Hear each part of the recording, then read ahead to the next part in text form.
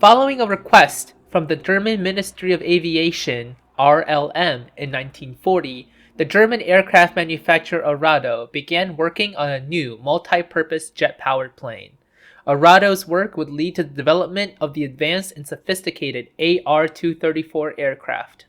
During 1943, a small series of 8 prototypes would be built and used mainly for testing, but some saw operational service.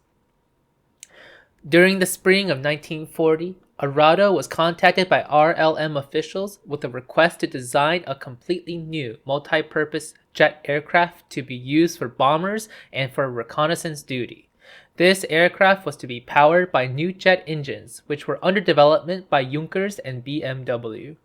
Interestingly, besides the request that it should be able to reach the British naval base at Scapa Flow in northern Scotland, no other performance requirements were specified. In essence, the RLM gave Arado free rein in terms of the overall design and performance. If the prototypes built were satisfactory, an initial order of 50 aircraft was to be given. Work on this new design was given to engineer Rüdiger Kossen as Arado's technical director. When work started, it received the Arado Erprobungs Experimental 370 designation. During the initial phases, there were several different proposals about the number of crewmen, wing size, weapon configuration, and the number of engines. After nearly a year, in October 1941, the first proper project, designated the E370/4A, was completed. This proposal was mainly intended to be used as a reconnaissance aircraft and was to be equipped with camera equipment. It was to be powered by 2 BMW P3302 turbojet engines. The armament was quite modest and consisted of only one 13mm MG-131 machine gun. As this aircraft was to operate from short-length airfields, the designers came up with the idea to use a wooden retractable skid for landing, which was to be mounted beneath the fuselage. The project was presented to RLM officials in late October of 1941. They were satisfied and gave permission for the production of 50 aircraft. During the evaluation, it received the 8-234 designation. Unfortunately for Arado, the head of the RLM technical department, Ernst Udet, committed suicide just a few weeks later. He was replaced by Erhard Milch, who was more interested in aircraft that were already being produced rather than the proposed Arado project. Despite this setup, work on the E370 continued. During early 1942, some modifications to the fuselage were made with the aim of increasing its size and strength. The unusual skid undercarriage was replaced by a retractable wheeled bogie system. In February 1942, Erhard Milch visited the Arado factory. He was presented with the drawings and calculations for the improved E370 model. He was generally impressed with what he saw and gave his permission for the construction of a wooden mock-up. The order would be increased to 6 prototypes in the following month. The aircraft was to take off using a small 3-wheel dolly. After the aircraft was in the sky, the dolly was to be jettisoned and landed with the help of a parachute, meaning that it could be used again. In addition, the idea of using a retractable skid undercarriage was reintroduced. If needed, jettisonable Walter HWK auxiliary rocket takeoff engines could be attached under the wings. By the end of 1942, the number of prototypes to be built was again increased to 20. The first 7 aircraft were to be powered by UMO 004 engines, with a prototype V8 powered by 4 BMW 003 engines, and V9 through V14 with 2 BMW 003 engines. The remaining aircraft were to be powered by 4 BMW 003 engines. The first prototype was meant to be built by November 1943, with the last in October 1944. Surprisingly, these 1942 plans actually started to be continued early, with the first 3 prototypes ready by August 1943. Thanks to this, it was possible to run the first test trials ever, even earlier than expected. Work on the construction of the first prototype began in late 1942. During this time, the name was changed to AR-234. Progress was slow due to problems with the delivery of the UMO 004 engines, which only arrived in February of 1943. These engines were tested and immediately proved to be problematic, as they failed to achieve the promised 850 kilograms or 1,879 pounds of thrust.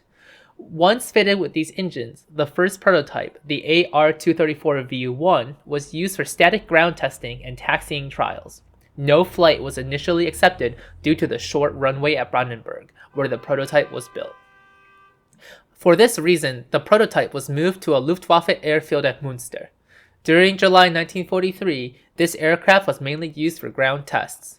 In late July, there was an accident when one of the UMO engines caught fire. The damage was minor and quickly repaired. On 30th of July, AR-234V1 made its first test flight, piloted by Horst Sell. The flight was successful with no problems with the aircraft. The dolly, on the other hand, was lost when the parachute failed to properly open. In early August, there were again problems with the same engine. To avoid any potential threat to the aircraft, it was simply replaced with an engine taken from AR-234V3, which was still under construction. On 9th August, another test flight was undertaken.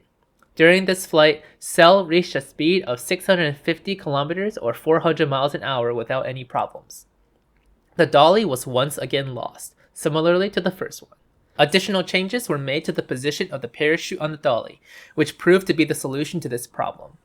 The V1 prototype would be lost in an accident where the pilot overshot the landing field and crash landed on 9th August. While the aircraft was not repaired, parts of it were reused for testing other equipment. The V2 prototype was completed in late August 1943. There were some issues with the engine which had to be replaced. The aircraft was otherwise trouble-free.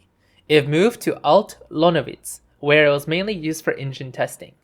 In late September 1943, V3 made its first flight. While initially it was to be equipped with a pressurized cabin and ejector seat, neither were implemented. In early October 1943, the V2 prototype with its pilot, Sell, were lost in a fire. This accident prompted the Germans to introduce automatic fire extinguishing systems on all of the AR-234 prototypes, including the later ones. Another change was to introduce ejection seats to avoid any further pilot casualties. Due to this accident, there were some delays in the AR-234 project. Testing continued in November when V3 was piloted by Walter Kroger. On the 21st of November, the V3 aircraft was transferred to Insterburg to be presented to Adolf Hitler, together with other experimental jet aircraft such as the Me-262 and Me-163. Hitler was highly impressed and even gave orders that some 200 aircraft be built during 1944. During this time, V4 was also flight tested. Both V3 and V4 were used until 1944 for various roles, including crew training, after which they were removed and replaced with later AR-234B versions. By the end of 1943, V5, fitted with UMO 004B-0 engines, was introduced. During early 1944, two Arado 234 aircraft would also be tested with a 4-engine configuration. The idea was that the use of 4 smaller engines would provide similar performance to the larger ones. V8 was powered by 2 pairs of BMW P3302 engines. V6, which was later built than the V8, was tested with 4 BMW 0303 engines placed in 4 separate wing-mounted nacelles. During a routine flight of V6 at the start of June 1944, all 4 engines stopped working only 17 minutes after takeoff. The pilot was forced to conduct an emergency landing of the plane, after which it caught fire and was heavily damaged, rendering it complete loss. After this accident, and due to many other engine problems with both versions, all further work on the multi-engine AR-234A variant was discontinued. The Arado AR-234 prototypes were designed as all-metal, high-wing, turbojet-powered experimental reconnaissance planes. Their fuselages had a semi-monocoque design with a flat top. The wings consisted of 2 main spars, each with 29 ribs. They were covered with metal-stressed skin. Each wing was connected to the fuselage by 4 bolts. If needed, these could be easily taken off and removed. At the rear, there was a more or less conventional tail unit. The AR-234 was used to test a number of different engines. The first 4 prototypes were powered by 2 UMO 004A-0 engines, which had 840 kilograms or 1850 pounds of thrust. The V5 and V7 used UMO 004B-0 engines, which provided 900 kilograms or 1980 pounds of thrust. The 3.8 meter or 12-foot long engines, both types of the same size, were attached to the wings using 3 bolts. V6 and V8 were powered by 4 engines, which were able to achieve 800 kilograms or 1760 pounds of thrust. As the AR-234 was intended to be used for reconnaissance operations, a large fuel capacity was important. One 1,800-liter fuel tank was placed behind the cockpit, with the second 2,000-liter fuel tank in the rear of the fuselage. With this fuel load, the AR-234 had an operational range of 1,500 kilometers or 930 miles. To assist with takeoff, the AR-234 could be equipped with small Welter 109-500 type rocket engines. These had a runtime of 30 seconds and could generate 500 kilograms or 1,100 pounds of thrust. After the AR-234 was in the air, the rocket motors would be jettisoned and would land on the ground using small parachutes. The AR-234 did not have conventional landing gear, but instead used a 3-wheel 640 kilogram or 1,410 pound jettisonable takeoff assist dolly. The AR-234 pilot could control this dolly by using the rudder, which was connected to hydraulic brakes on the dolly. Once in flight, the dolly would detach and then fall back to Earth using a parachute, and could thereafter be reused. Initially, it was discarded during flight, but this proved to be very problematic. After some redesign work, the moment of release was changed to just after takeoff. There was no risk of the dolly impacting the fuselage in midair, as the parachute pulled it away from the aircraft. When the AR-234 had to land, it would use the retractable hydraulically operated skid under the fuselage. The engine nacelles were also provided with smaller skids to prevent any damage to them and to provide better stability during landing. The pilot's cockpit was fully glazed, which provided excellent all-around visibility. To enter the cockpit, the pilot used a small hatch placed atop the cockpit. This was not a great design feature, as in an emergency, the pilot could not easily escape the plane. In order to protect the pilot from enemy fire from the rear, a 15mm thick armor plate was installed behind his seat. Behind this protective armor plate, 3 oxygen tanks were placed. The instruments were placed on 2 smaller panels to the left and right of the pilot. There were initial plans to arm the AR-234 with a 13mm machine gun for self-defense.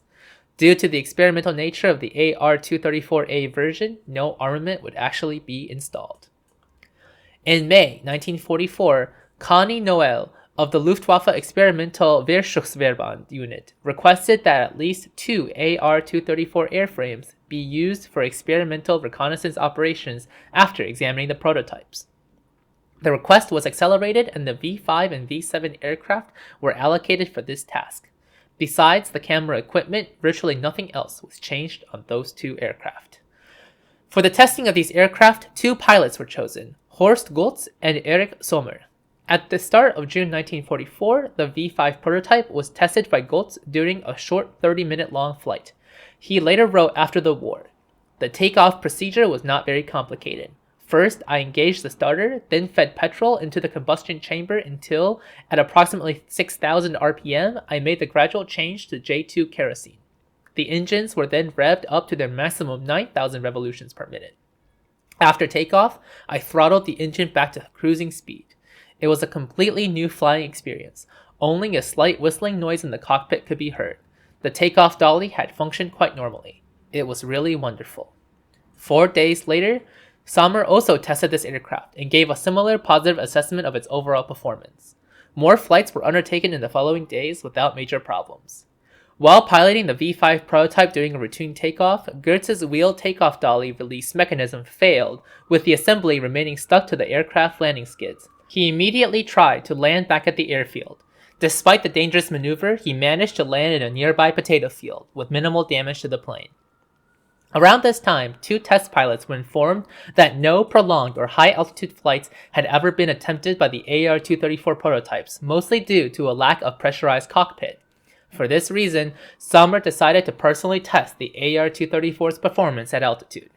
In late June 1944, he made the first high-altitude test flight, which lasted over an hour and 15 minutes at an altitude of 11 kilometers or 36,000 feet. During a dive, he managed to reach a speed of 590 kilometers per hour or 367 miles per hour. A few days later, he made a similar test flight that lasted over 2 hours, during which he managed to cover a distance of 1,435 kilometers or 890 miles. When the test flights were completed, both pilots gave positive feedback and evaluations about the performance of the planes and recommended their immediate production. Following the Allied invasion of German-occupied France in 1944, the experimental unit was ordered to move its 2 aircraft and equipment by train to Juvincourt in France by the end of July. Due to delays with the delivery of necessary parts, mostly due to Allied air raids, V-7 was finally ready to take to the sky on the 2nd of August. V-7's first operational mission was to take photographs of the Allied landing beaches in the 10-kilometer wide inland strip. The flight was a success without any problems. The AR-234's cameras managed to take nearly 400 photographs of the Allied invasion force, which provided the Germans with vital information about the strength and numbers of the enemy. With this single flight, Sommer managed to achieve what the remaining Luftwaffe reconnaissance units failed to do in 2 months. During August, some 7 reconnaissance flights were taken by the 2 AR-234 aircraft. Following the rapid Allied advance, they had to be relocated to Belgium. While V-7, piloted by Sommer, arrived without any problems, Goetz was less fortunate. During the flight, he was hit by friendly anti-aircraft fire. While damaged, Goetz managed to fly up to Oranienburg, but his bad luck for that day was not yet over. His landed Tu-34 aircraft was struck from behind in a ground collision by a Focke-Wulf FW-190 that was attempting a takeoff, completely destroying V-5. Ironically, the first German operational jet-powered aircraft, and the first in the world, was shot down by the Germans and then destroyed by a German fighter plane. Sommer was stationed with his aircraft at Volkel in Holland until the 5th of September, when it was relocated to Rheine base. On the 10th, Sommer performed a reconnaissance flight over the Thames estuary, but without direct orders continued up to London. The next day, he was informed that due to this action, he was to be arrested and court-martialed. Sommer immediately contacted Goetz and explained the situation to him. Goetz immediately took action, and after persuasions and threats, managed to get the charges against Sommer dropped. After the war, they both found out who demanded Sommer's arrest. It was the chief of the V-2 program, Hans Kammler, who had feared that the pictures of London would prove the failure of his rocket program.